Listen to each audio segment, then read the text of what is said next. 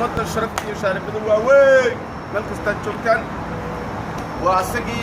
عندك لماها وين النافي إن النافي تي في أنا داون لسان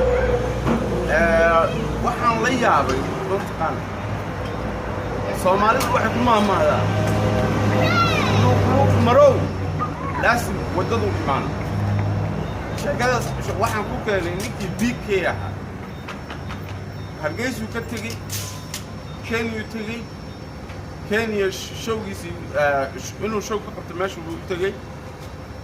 ninkii showgu hore laga baajiyay kii labaad laga baajiyay kii saddexaadna waxaa laga dhigay meel qaaliya oo ay Soomaalidu gali karin oo $100 uu galayo warbiikay xagee wax wada hortiya baabala yaabana ninkaan yaabana biikay fanaan waa ku dhageystaa adoo wali dhahayo Soomaalida kale iyo wixii Soomaali ku hadla biikay markaagii hore baa waxa laga rabay in yani dadkan waa wada dhashay Soomaaliland iyo Soomaali waa hal dad waa isku dad meeshan Kenya rag ugaadeen la yiraahdo u shidan niman ugaadeen u shidan tahay haddii waa lagu tuman haddii lagu jecel yahay haddii aan lagu jeclayn waa aabbaha koos lagu kala wada wax kala ma jiro marka BK inaadir anugu waxaan ahay heesahaagu aad baan u jeclahay ninkii keliya oo weliba hees ka qarsan tahay baad tahay fanaan Soomaaliyeed baad ahayd ani seedigay baad tahay xoogaa waa seediyaashan inaan xoogaa inaan ku dheeraadana ma rabeen nimankaas odayaasha وليه ملك استتك Soomaali baa tahay Soomaalideeni anagu isku naqaan Soomaaliland iyo Puntland iyo mooye adduunka Soomaali bay noo yaqaanaan ma fahanti marka ina waxay ahayd haddaad at least meesha tagaysid ina wax ka samaysid dadka inaad soo jiidatid ayaga calankooda inaad soo xidhitid ayaga inaad u tagtid oo la sheegaysto odayaasha tiraahdo hadda ka hor waa khaldameen wax xunba khalad هذا البعض يقدر يعني وأنا يقرأ هذا أمة الصومالية مركز إن هذا ملك استلوه قليل ملك استتك بنتلاند تك شوبلاند تك بنادر تك قلمدك تك NFD تك Somaliland مشرب تكتك dadka aniga waxaan la yaabanahay dadka mataqaanaa dadka waxaan la yaabanahay oo dhahaya had mid kalena waa ka arkay oo dhahaya waxaan la hadlayaa ummadda waxaan la hadlaa reer Somaliland iyo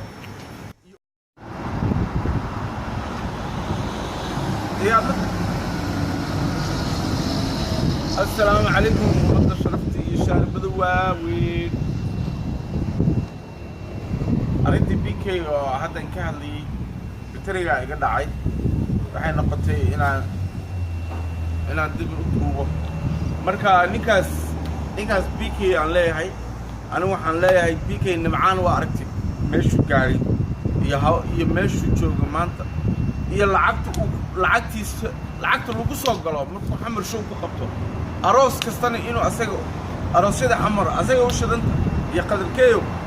iyo dayax dalmo saddexan marka inaad Soomaali oo dhan baa u heestaa Soomaali oo dhan baa ku jecel naga dhaaf kharaarka naga dhaaf ummadda waxaan la hadlayaa Soomaaliland waa dadkaygi waa walaalehen maxaa dadku waa dad wada dhashay inay iscayrsadaan maaha ninkaa shoogiisa in la baajiyo maaha in waxay asaga laftigiisa uu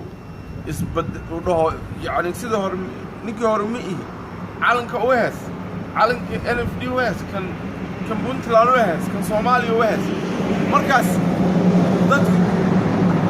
meesha lacag baad u tagtay hunguri baa ku geeyay samaha meesha lacag baad u tagtay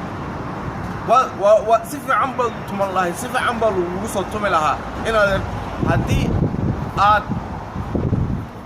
soomaalinimada aad aqoon lahayd oo aad muujin lahayd oo aad jeclaan lahayd soomaalinimo ay kugu jiri lahayd ya hadda xidigaha geeska qaar ka mida Nairobi waa tageen waa la soo dhaweeyey way baashaaleen waad ogeyd nimcaan hilaac xamdi queen maxamed ciro waa la badnaa meeshii tageen waa loo tumay maxay tahay waxaas ninkii odayga anshax buu tegey waa loo tumay sababta maxaa waaye mataqaanaa Soomaaliya dhan bay u heesaa maxaa naga aaminsanna calalka cidna ma wadaan dad wax mayd amiina dhaawac wada iska dhigayaan waddaday rabaan inay ku gudbaan ciid marka ani waxaan ku siinayaa advice war Kenya haddaad ku fakatay xamar iyo halka harti iska ilow BK runta marka loo hadlo BK xamar iyo meelahaas iska ilow wallahi ciyaalkaas way ku liqayaan sida iyo xaaskii marka saa ugu soo degto wallahi ku cunayaan marka aniguna ma jecli waxaas laakiin waa wax adiga aad keensatay inaad isbedeshay ahayd calanka Soomaaliland inta ku qoro kan Soomaaliyana inta ka dhigo inaadan isbedel adduunyada maanta lagu jiro waad ogtahay isbedel reehbal waxba kuma tarayso wallahi aniga ninka heesahaaga waan dhageystaa aad iyo aad oo weliba dadkan u soo bandhigaa weliba dadkan sii baraa adi kelimaaha fanaaniinta oo dhan de ani youtuber baan soo dadkoo dhan hebel kan yaa waaye oo BK war dhegeyso oo anshax war dhegeyso xidigaa gees war dhegeyso fad haddaad hargeysa nabad ku timid alxamdulilah ani waxaan ku dhihi lahaa meelahan horta Nairobi waxay u shidan tahay niman ogaadeena nimankaas hadday rabaan ku soo dhaw haddii ku jecel yihiin ku soo dhaweyn waa ku tumi haddii kalena waa abbaa kuwas marka BK intaana beerka lagaala bixin meeshaada iskala joog meeshaada joog dadkaaga la joog isbedelkan calanka oo hees annagoo dhan baa ku dhegeysanaa waanu ku dhegeysanaynaa